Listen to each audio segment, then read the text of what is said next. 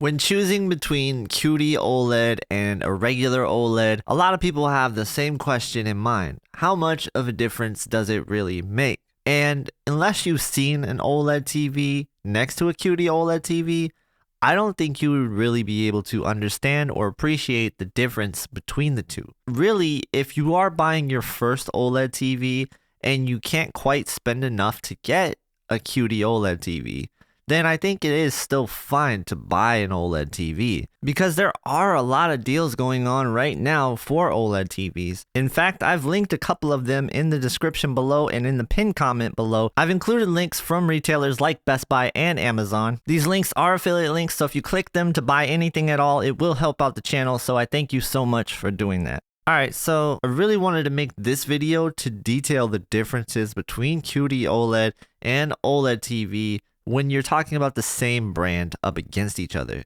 And the Sony A95K is going to be the one on the left. As you guys probably have guessed already, it is the brighter TV, and it even shows up on camera as being the brighter TV. And it's more saturated than the counterpart, which is the A80J on the right. Now, this will also apply to this year's model A80K, and this is pretty much the same TV as the A80J, give or take some things. Honestly, some people say the A80K might even be slightly worse, and I've heard people argue that the A80K still has some benefits over the A80J. But ultimately, what it looks like is they're very similar TVs. When it comes down to QD-OLED versus OLED, you have to say, like, the biggest difference for me is going to be the color saturation and the overall brightness in your colors. It is just one of those things that once you see the difference for yourself, you'll notice a more contrasty looking image because you are getting these OLED pixels to be brighter than they've ever been, and they're self-lit. So it's just a great combination, and it almost makes it feel like an LCD TV at times.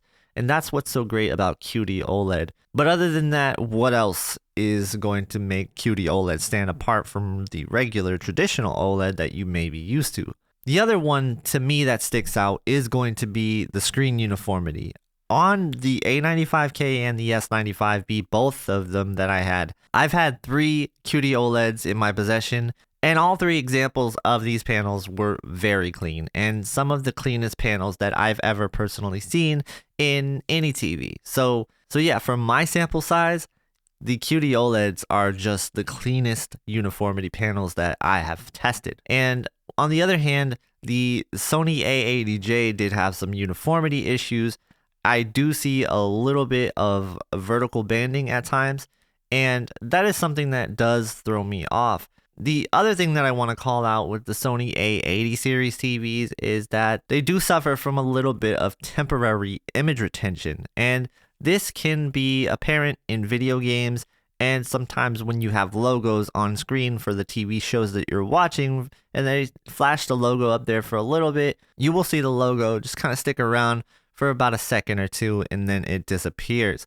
And, you know, it's really faint and hardly noticeable most of the time, but if you're playing a game that you have to go into the start menu to switch your gear, and then you have to stay on that screen for a while, maybe something like that would bother you. But the image retention for me wasn't a deal breaker with the A80J, and I actually really am hardly bothered by it, but it is something that is there and I have to call it out because you will notice it sometimes. Now the A95K on the other hand does not have the image retention problem because it has a heatsink in the panel helping it out. So if you're worried about image retention being something that bothers you, then you should skip the A80 series. So I talked about the color, the brightness, the screen uniformity. That's the biggest differences with this TV. Other than that, there's not a big difference, to be honest. Even the settings that I ended up landing on, I used almost the same settings for the A80J and the A95K. So I thought that was pretty interesting. They have really similar behaviors, and the actual processing that is involved in the TV, pretty similar across the board. Honestly, it is the same processor, so that is not really a shock to me.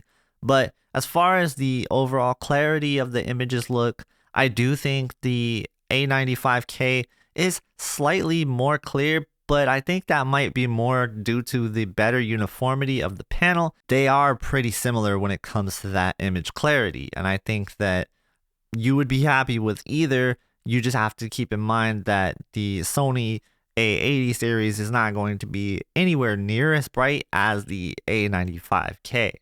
Alright, now this wouldn't be fair unless I mentioned the size availability and the price difference between these TVs, because right now the A95K is only available in 55 inches and 65 inches. So if you need anything bigger than that, you're out of luck with that TV, and you would have to go with a different model like the A80K, which is available up to 77 inches. And if you need bigger than that, well, then you have to go with a different brand entirely.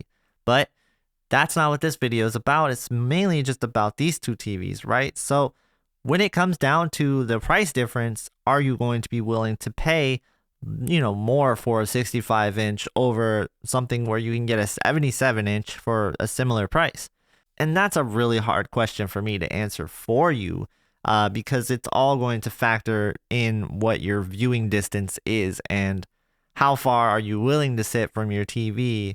That's always going to be a big consideration at the end of the day is, TV size versus the quality that you really want out of it. Now, personally, I think that if you have the space for a bigger TV, you should always go for that bigger TV, especially when they are this close.